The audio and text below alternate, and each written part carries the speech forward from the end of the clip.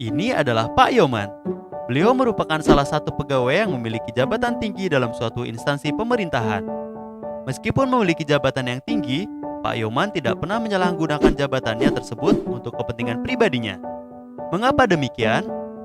Hal itu dikarenakan beliau diawasi oleh Permenkumham Nomor 38 Tahun 2015 tentang pedoman penanganan benturan kepentingan di lingkungan perusahaannya.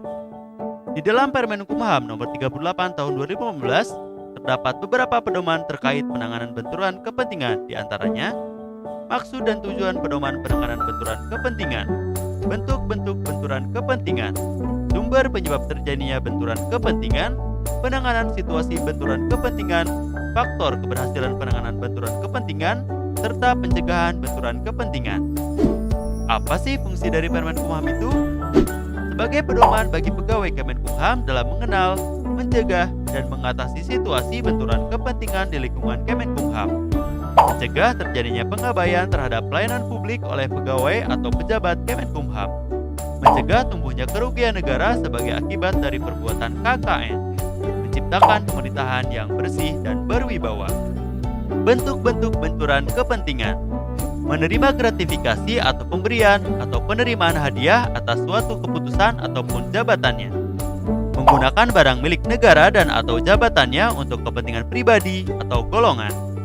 Memberikan akses khusus kepada pihak tertentu tanpa mengikuti prosedur yang seharusnya.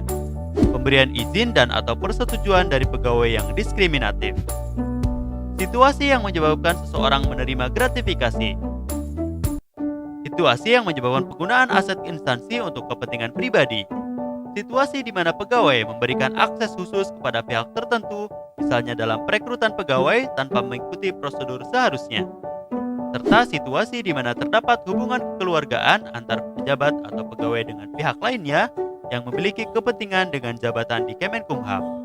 Lalu, apa saja sumber penyebab dari benturan kepentingan itu? Perangkapan jabatan, sehingga tidak dapat menjalankan jabatannya secara profesional, independen, dan akuntabel. Hubungan afiliasi, baik secara pribadi ataupun golongan, yaitu hubungan yang dimiliki oleh seorang penyelenggara negara dengan pihak tertentu, baik karena hubungan darah, hubungan perkawinan, maupun hubungan pertemanan yang dapat mempengaruhi keputusannya. Gratifikasi, serta kepentingan pribadi. Penanganan situasi benturan kepentingan. Pejabat atau pegawai yang berpotensi atau telah berada pada situasi benturan kepentingan dilarang untuk meneruskan kegiatan tugas dan tanggung jawab yang terkait dengan situasi benturan kepentingan tersebut. Pejabat atau pegawai yang berpotensi atau telah berada pada situasi benturan kepentingan wajib membuat surat pernyataan potensi benturan kepentingan terhadap kondisi tersebut kepada atasan langsung. Lalu, faktor apa saja sih yang menjadi pendukung keberhasilan penanganan benturan kepentingan? Komitmen dan keteladanan pemimpin, partisipasi dan keterlibatan pegawai, perhatian khusus atas hal tertentu, serta pemantauan dan evaluasi. Lantas, langkah seperti apa yang bisa mencegah benturan kepentingan? Dilarang melakukan transaksi dan atau menggunakan aset instansi untuk kepentingan pribadi, keluarga, atau golongan. Dilarang menerima dan atau memberi hadiah ataupun manfaat dalam bentuk apapun yang berkaitan dengan jabatannya dalam kaitannya dengan mitra kerja, penyedia barang dan jasa. Dilarang mengizinkan pihak ketiga memberikan sesuatu dalam bentuk apapun kepada penyelenggara negara. Dilarang memanfaatkan data dan informasi rahasia instansi untuk kepentingan pihak lain.